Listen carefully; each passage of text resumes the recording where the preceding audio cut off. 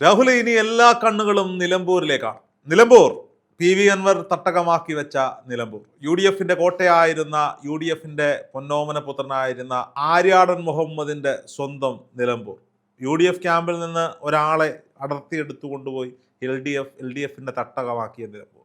ചെന്നിടം അത്ര പന്തിയല്ലെന്ന് മനസ്സിലാക്കിയ PV അൻവർ രാജിവെച്ച് ഒഴിഞ്ഞ് ഹീറോ ആയ അതേ നിലമ്പൂർ.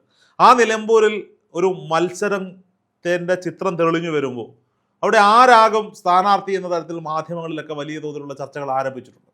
UDF-ന് 2 പേരുകൾ അവിടെ പരിഗണിക്കാനുണ്ട്. ഒന്ന്, ആര്യാടൻ മുഹമ്മദിന്റെ മകൻ ആര്യാടൻ ഷൗക്കത്ത്. അത് ആര്യാടൻ മുഹമ്മദിന്റെ മകൻ എന്ന രീതിയിൽ മാത്രം ലേബൽ ചെയ്യപ്പെടേണ്ട ഒരു മുതലല്ല, അതിനെക്കുറിച്ചിലേക്ക് നമുക്ക് വരാം. ഇപ്പുറത്ത് കോൺഗ്രസിന്റെ DCCയുടെ അധ്യക്ഷൻ അവിടെ സ്ഥാനാർത്ഥിയാകുമെന്ന് പറയുന്നു. VS ജോയ് എന്ന ചെറുപ്പക്കാരൻ, KSU രാഷ്ട്രീയത്തിലൂടെ കടന്നു വന്ന സമര പോരാളി എന്ന് വിളിക്കാവുന്ന VS ജോയ്.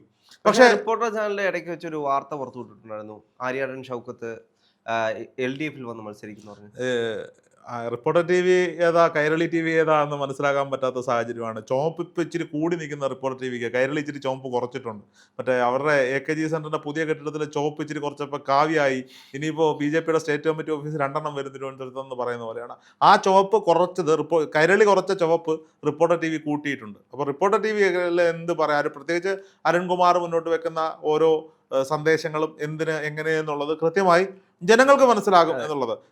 അരുൺകുമാറും റിപ്പോർട്ടർ TVയും പ്രേക്ഷകരും മനസ്സിലാക്കേണ്ടത്, ആര്യാടൻ ഷൗക്കത്ത് ഞാൻ നേരത്തെ പറഞ്ഞതുപോലെ ആര്യാടൻ മുഹമ്മദിന്റെ മകനാണ് എന്ന് മാത്രമല്ല, അദ്ദേഹം കലാ സാംസ്കാരിക മേഖലകളിൽ നിറഞ്ഞു നിൽക്കുന്ന വ്യക്തിത്വം എന്നതിനും അപ്പുറത്തേക്ക് മുനിസിപ്പൽ ചെയർമാനായും പഞ്ചായത്ത് പ്രസിഡന്റായിട്ടും ഒക്കെ ഇരുന്നിടത്ത് കഴിവ് തെളിയിച്ച ആൾ തന്നെയാണ്. അപ്പോൾ സ്വാഭാവികമായിട്ടും ആ തട്ടകത്തിലേക്ക് പുതിയൊരാളെ കൊണ്ടുവരുമ്പോൾ, അങ്ങനെ ഒരു ലക്ഷ്യം നടക്കുമ്പോൾ അദ്ദേഹത്തിന്റെ വിയോജിപ്പും എതിർപ്പുകളും ഒക്കെ അദ്ദേഹം അറിയിക്കുമെന്ന കാര്യത്തിൽ യാതൊരു വിധമായ സംശയവുമില്ല. PV അൻവർ ഇവിടെ മത്സരിക്കാൻ ഏറ്റവും നല്ല സ്ഥാനാർത്ഥി VS ജോയി ആണ് എന്നൊരു പരാമർശം നടത്തിയതും അതിൽ ഷൗക്കത്തിന് ചെറിയ നീരസങ്ങൾ ഉണ്ടായി എന്നുള്ളതൊക്കെ മനുഷ്യനല്ലേ പിള്ളേ, സ്വാഭാവികം. രാഷ്ട്രീയം എന്നുള്ള മനുഷ്യത്വമായി തന്നെ ചിന്തിച്ചാൽ മതി. പിന്നീട് അന്നേരം തന്നെ നിലപാട് തിരുത്തിയ സാഹചര്യവും അവിടെയുണ്ട്.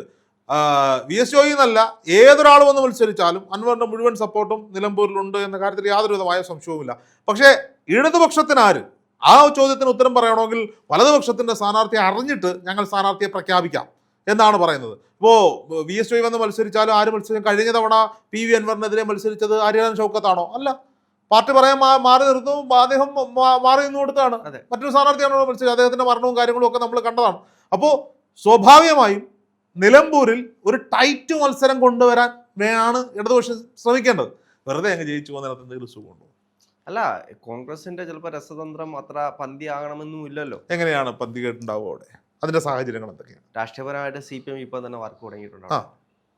അതായത് M സ്വരാജിന്റെ ഒക്കെ നേതൃത്വത്തിൽ കൃത്യമായിട്ട് വർക്ക് ഇപ്പോൾ അവിടെ വർക്ക് നടക്കുന്നു എന്ന് പറഞ്ഞു കഴിഞ്ഞാൽ അവിടെ ഓൾറെഡി വർക്ക് ചെയ്തുകൊണ്ടിരിക്കുന്ന 2 സംവിധാനങ്ങളാണ് ഇന്ന് UDF-നൊപ്പം നിൽക്കുന്നത്. നമ്മൾ മനസ്സിലാക്കണം, സാധാരണഗതിയിൽ ഒരു സംവിധാനമാണ് അവിടെ പ്രവർത്തിക്കേണ്ടത്. ഇത് 2 സംവിധാനം. കാരണം PV അൻവറിനെ സംബന്ധിച്ചിടത്തോളം നിലമ്പൂരിൽ അദ്ദേഹം അത്യാവശ്യം അദ്ദേഹത്തിന് പിടിപാടുണ്ട്, ഇല്ലെന്ന് പറയാൻ പറ്റുമോ? ഇല്ല.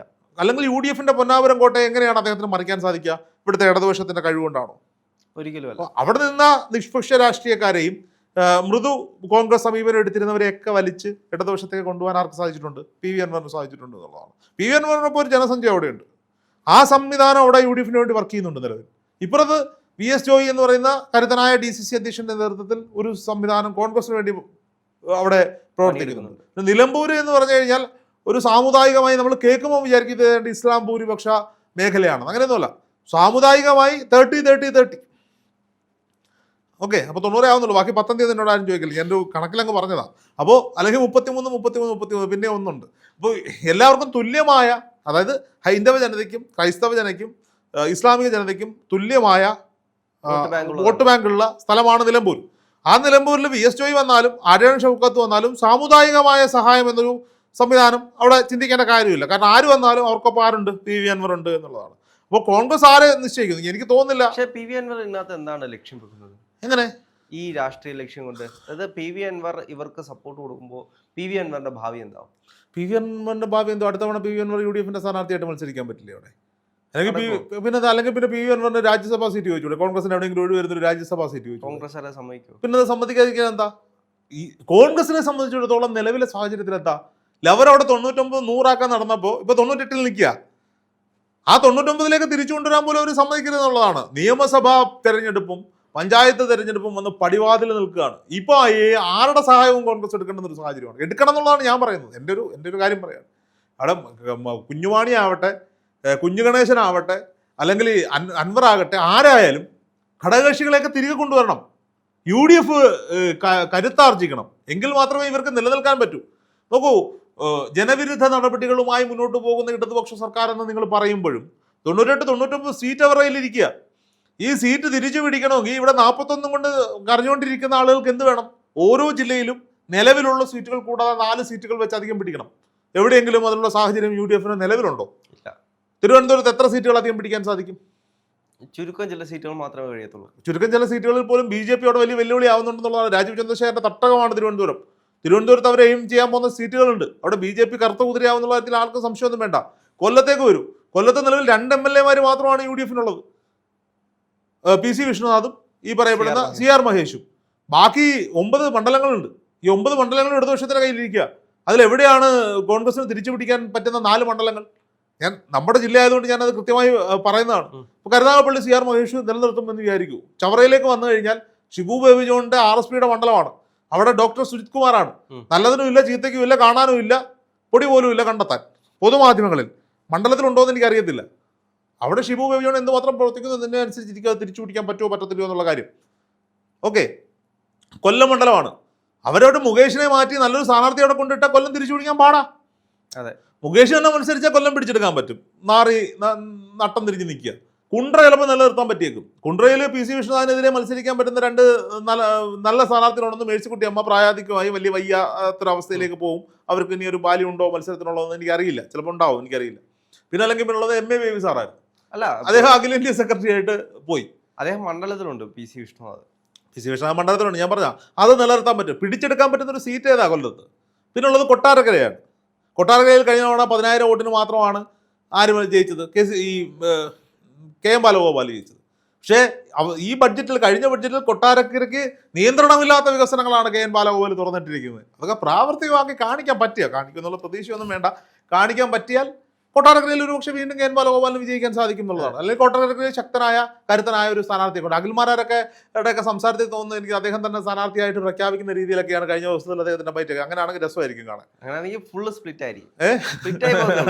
പിന്നുള്ളത് പത്തനാപുരമാണ്. പത്തനാപുരത്ത് ജ്യോതികുമാർ ചാമക്കാല വലിയ രീതിയിലുള്ള വർക്ക് നടത്തുന്നുണ്ട്. പക്ഷേ KV ഗണേഷ് കുമാർ മന്ത്രി ആയതിനു ശേഷം അദ്ദേഹത്തിന് കുറെ പദ്ധതികളൊക്കെ വരുന്നുണ്ട്.